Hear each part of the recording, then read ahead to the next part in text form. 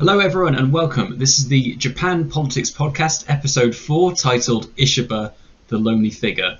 And this week we're going to be touching on a few issues, but I'd like to start out with sort of the bad PR week, optically, that the Prime Minister of Japan, Ishiba's had. Now, he looks like he attempted to have a meeting with the President-elect, Donald Trump, the next President of the United States. I believe he's flying out. He flew out to a conference and was refueling in Los Angeles, and he tried in that time to talk to Trump's advisors and set up some sort of meeting with him, the first meeting between the two leaders. Now, worth mentioning, as I've touched on previously, that Shinzo Abe, the former leader of Japan, was the first foreign leader to visit Trump. They had a very good relationship, met up a number of times, seemed to have fairly friendly relations. But it appears that's not been possible, and for one reason or another, Trump has effectively snubbed Ishiba. There's been a few suggestions as to why. I think it's been reported that the official reason that Ishiba had back was that Trump had a lot of commitments on, and that also he raised the fact that he may have not been able to because of the Logan Act, and that's a piece of legislation in the US that says if you're an opposition figure, you're leading a political party, but you're not the president, you can't sort of engage in diplomacy and sort of act as like a alternative focus for countries to negotiate with and present sort of an alternative foreign policy, because that might sort of undermine and detract the efforts of the president. That has suffered a bit of a blow, though, because Trump did meet with Milei, the Argentinian leader, who you could perhaps say is more of an ideological soulmate for Trump, or certainly it's been portrayed that way. People would compare them. This looks bad for Ishiba because it undermines importance, and also Abe had such good relations with him, and he's currently struggling to get together a government, so it reflects fairly poorly on him. There's also been some speculation that perhaps it could be because Trump enjoyed such friendly relations with Abe, and Ishiba was sort of an outsider within the LDP. He's very much not part of the Abe faction. He ran against an Abe faction candidate and just about managed to beat them in the election, although initially there was an Abe candidate as the front runner, but he emerged as the eventual winner.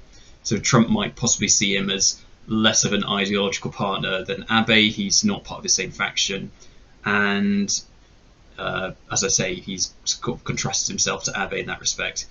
Another reason could simply just be Trump is, in fact, busy, and just on that particular occasion, I mean, you could imagine he has got a lot of priorities on. He's appointing his cabinet. He's getting ready to hit the ground running when he takes the office. Another possible stance is that maybe, and this occurred to me, possibly Trump is just sort of playing hardball. He's going to have a number of things that he wants potentially out of Japan. You could think of sort of trade concessions, what their sort of defense stance in Southeast Asia, what sort of role they're going to take, and where they stand on Trump's potential showdown when it comes to tariff or foreign policy with China. So it could be possible that Trump is just sort of playing a hardball strategy where he acts very cold towards Ishiba now, or doesn't immediately give him a friendly relationship, or like a nice photo op of him shaking hands with him, but perhaps maybe if Ishiba's willing to sort of play ball on some of these issues, whatever it might be that Trump might want, then maybe they can have friendly relationships and it's just a negotiating act, but that remains to be seen. This is also paired with the fact that when he travelled to this conference of leaders, Ishiba missed this big group photo op. So there's a big photo of all the leaders together in like a photo shoot, including President Biden, and Ishiba's not there, so that makes him look like a sort of a diminished figure in that respect for missing it, or it's a missed PR opportunity.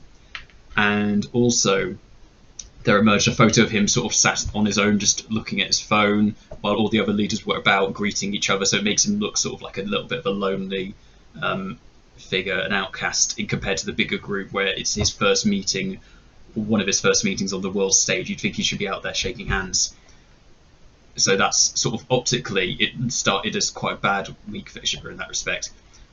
However, he has since had a couple of positive things. Number one, at that same conference, some photos did come out. He met He met Trudeau, got a photo with Trudeau, met Meloni of Italy, got a few nice photos there, so of him meeting world leaders, which is always good when you're just starting your term off.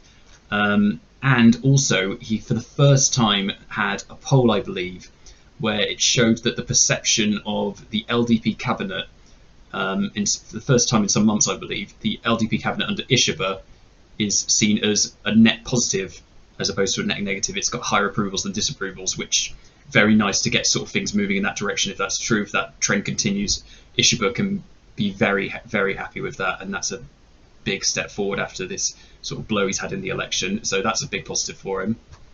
Another possible is it looks like tentatively an agreement of some sort with the DPP has been reached, which, if it's true, is absolutely massive. It looks like they might vote for some fiscal bills. So that's very positive.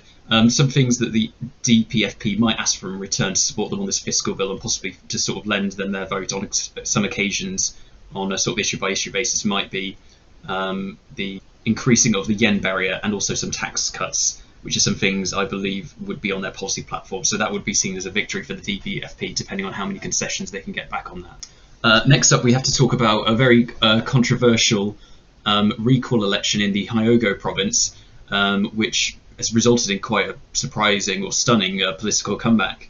This is for the governor Motohiko Saito. Again, as always, apologies for any mispronunciations. Now, the way this recall election in Hyogo province occurred is, I believe, there was a sort of a bullying and abuse of power scandal, and the accusations levelled against Saito are that he was sort of a bit of a bullying figure. He's been accused of bullying, yelling in his position as governor, and also that he may have been accepting gifts or leveraging gifts from local business leaders, which is inappropriate for a governor as well. Those were the accusations levelled against him. There was an investigation ongoing from a whistleblower, and since this occurred, I believe that whistleblower then later very tragically turned up as having committed suicide, which obviously is a horrible outcome as a result of this, for anyone to do that. And so that casted a very long and reflected very poorly on Saito. Now, what I believed happened is he declined to resign off the back of this, and instead the local government, the prefecture, had a vote and of no confidence in Saito, and as a result of that he was forced to step down as governor, and a runoff election, a recall election was called. Now, Saito decided to run in that election, and he ran a very energized social media campaign, and in fact has won, which is quite stunning given the scandal hanging over him and the situation that caused this election. I believe this could have happened for a few factors. One is potentially the timing of it. The fact that there's been sort of no firm charges or criminal charges against Saito and no sort of published conclusions sort of has left things hanging in the air a little bit. Additionally, as I say, Saito ran a very energized campaign on social media. He had figures like Takashi Tachibana, the former or possibly current leader of the anti-NHK party, who was posting lots of videos defending Saito and saying he strongly supported him. And I believe it was a very sort of Trumpian campaign where he was sort of portraying himself as the victim of the organised elites who forced him out of office, and he was sort of just looking to serve the people. And he's been undermined by sort of elite interests. It basically was how, and he was sort of portraying himself as being hounded out as a result of that. That played into his favour. This strong social media campaign sort of changed the narrative around him. Another reason is that his time in office as the governor of Hyogo seems to have had fairly high approval ratings. I believe he had something like 76 approval of his term in office. And also the scandal wasn't seen as the top priority for a lot of voters. There was more focused on his performance as governor, future policies, that sort of thing. And only about 10% of people named the scandal as their top priority. Also, it was a very splintered election. I believe there was a record 7 candidates ran in Hyogo. One of them was Tachibana, who was sort of, as I say, running interference for him, and he was running on a support Saito platform. But the other 5 were sort of splintering potential opposition to Saito among themselves. And the LDP also didn't enter an official candidate. They sort of left it up to their representatives as to who they wanted to back.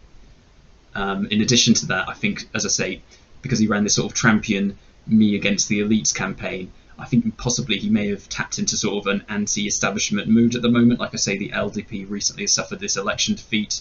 People are unsatisfied with the way the current government has been going, and so he may have, as an outsider who's been forced out, possibly have tapped into that perception a little bit.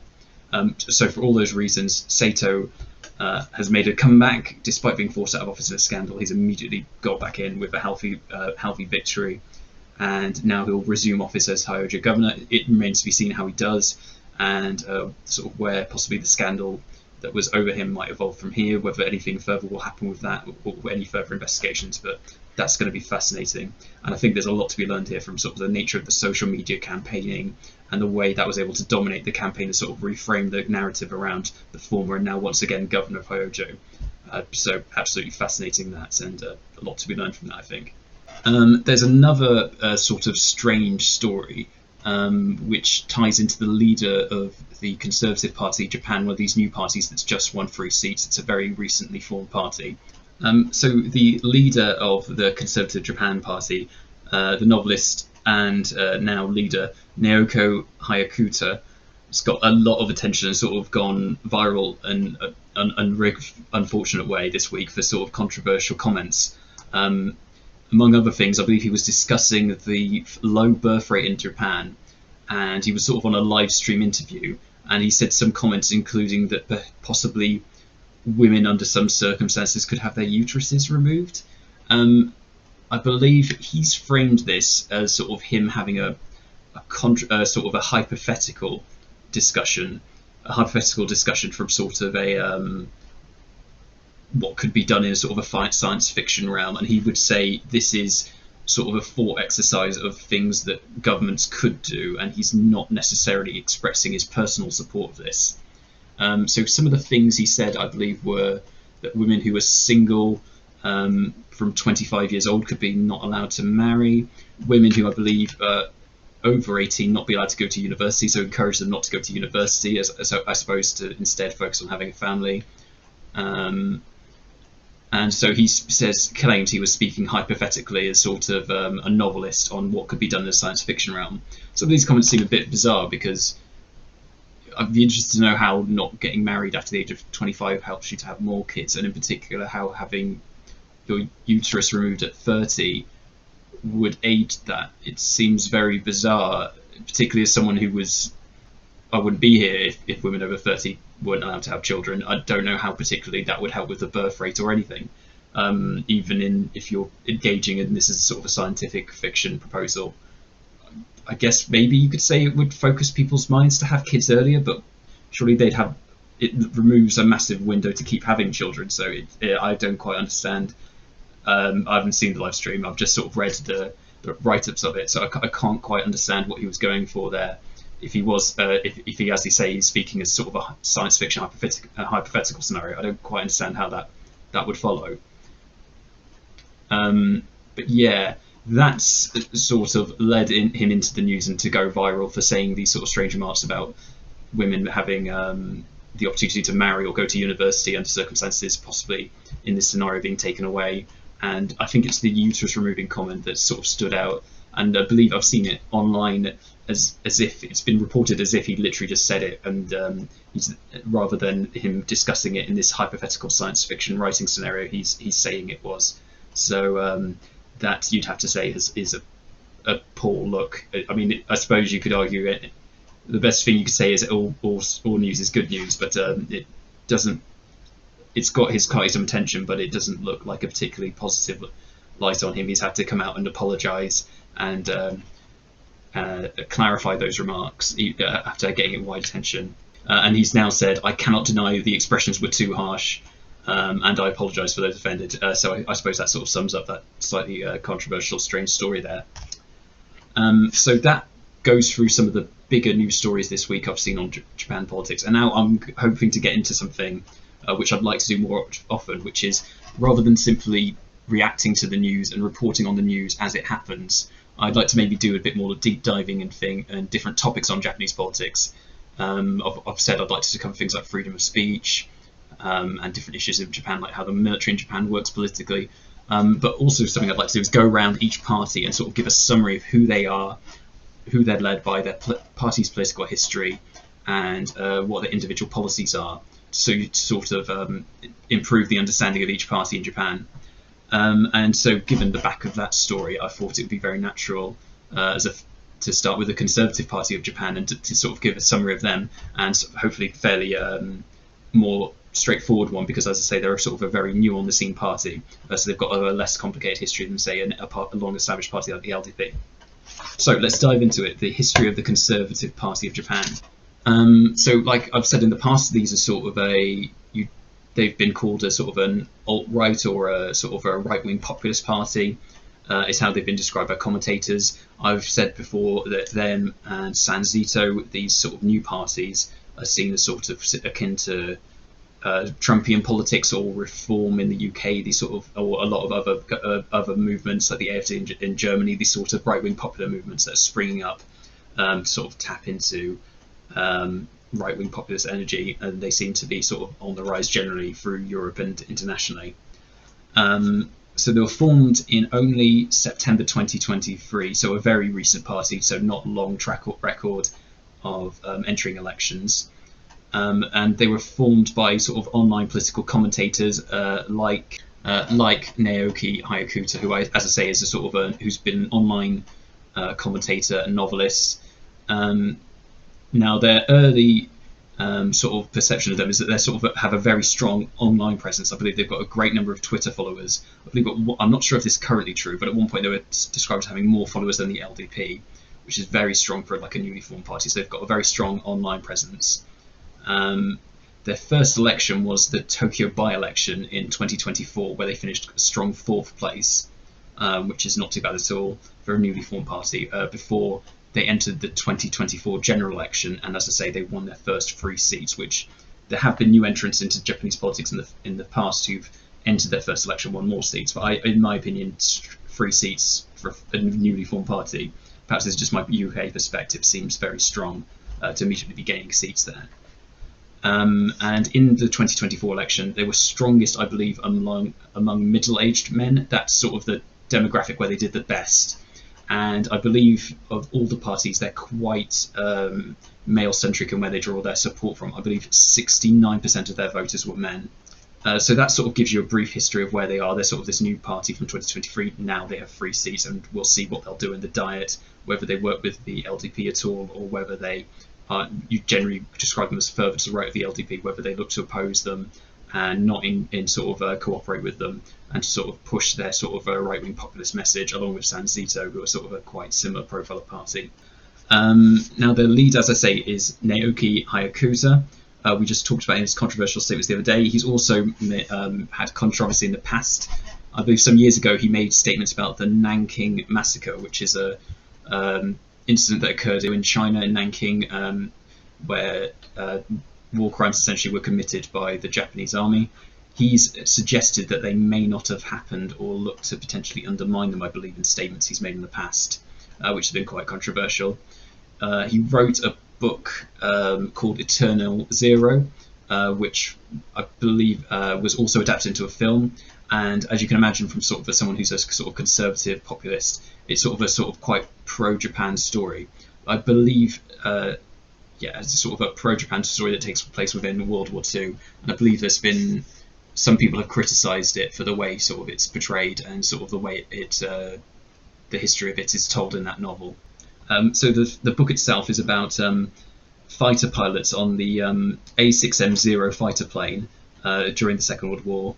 And it's attracted some controversy, as I say, but the animator Hayao Miyazaki described it as a pack of lies, which is quite strong.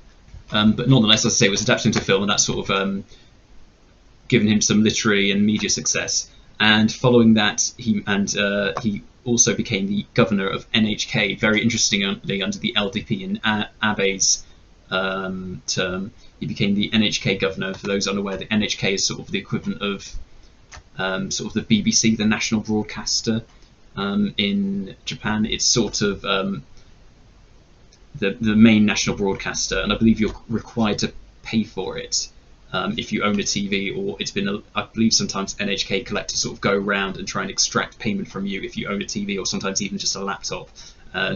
Doesn't necessarily matter if you watch it or not. If you have a TV, that's seen as being enough to have to pay for it, which has led to some controversy and sort of resistance to NHK.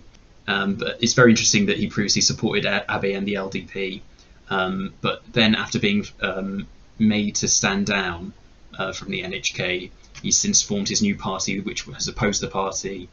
And I believe it was his opposition to the LGBT Understanding Act, which is a bill that was passed to sort of promote understanding of LGBT issues within Japan and sort of education on that respect. That's something he opposed, and I believe he said if the act was passed, he would form his own party to sort of oppose those issues, which sort of led from his status as like a former NHK governor, sort of media person, online political pundit, commentator, to then form his own party. And so that was the thing that sort of triggered into politics.